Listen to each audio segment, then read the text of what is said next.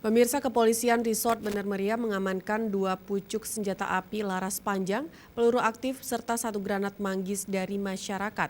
Senjata diduga bekas konflik tersebut telah lama disimpan dan diserahkan secara sukarela pada pihak yang berwajib. Pihak Kepolisian Bener Meriah mengapresiasi penyerahan senjata oleh masyarakat asal Kamar Kilang, Syah Utama. Senjata tersebut diperlihatkan pada awak media dalam kegiatan konferensi pers akhir tahun 2019 di Mapolres Bener Meriah. Yang diserahkan berupa senjata laras panjang jenis AK-46 bersama dengan 1 magazin serta 3 peluru aktif dan 1 senjata rakitan laras panjang bersama magazin dan 10 butir peluru aktif.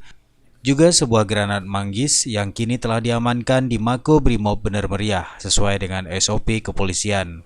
Senjata yang diduga sisa masa konflik Aceh tersebut atas kesadaran pihak masyarakat diserahkan pada penegak hukum diterima oleh Polres Bener Meriah melalui Satintelkam pada bulan Juni 2019 jelang pemilu lalu.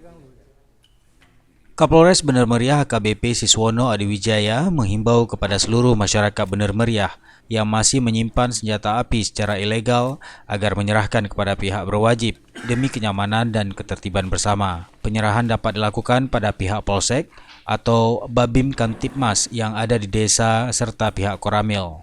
Jadi selama periode tahun 2019 kami berhasil mengamankan 2 pucuk senjata hasil penyerahan dari masyarakat.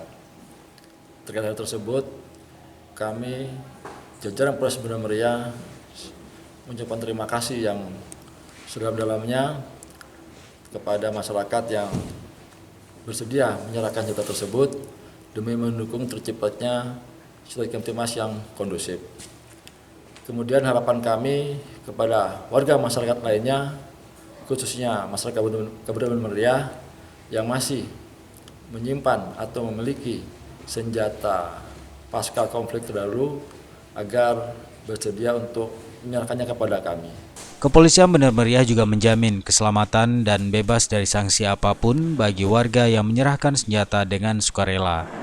Dari Kabupaten Bener Meriah, Tim Liputan Aceh TV melaporkan.